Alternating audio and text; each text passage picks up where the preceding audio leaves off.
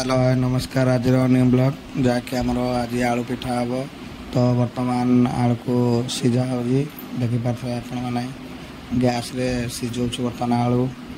तो बर्तमान बेसर को ग्राइंडिंग देखु से पड़ी अदा रसुण हल्दी आ बेसर आ जीरा पड़ी जहाँकि भल लगे सब ग्राइंडिंग करा। तो बर्तमान ग्राइंडिंग सरीगला देखु कौड़ा देखा जाऊँगी। तो ग्राइंडिंग बर्तमान सरला देख। तो बर्तमान आलू छड़ा हो जहाँकि सीझिकिना छड़ा हो देखु।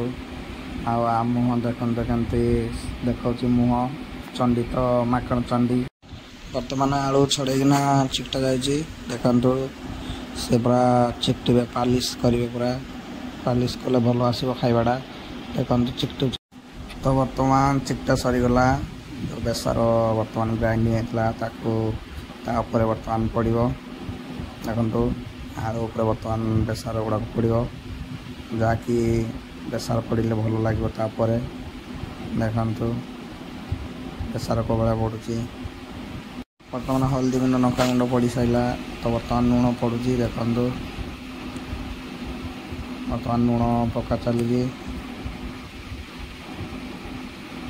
तो रुचि गुंड बर्तमान पड़ो रुचि मसला आमर पड़ो बर्तमान देखो रुचि मसला।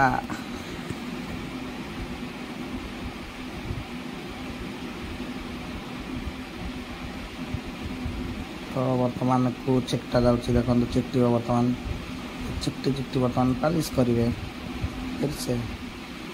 तो गोलेला देखु ये तो धनिया पत्र पड़ी बर्तमान पलम बसला देखु आम बर्तमान पिठा करूँ।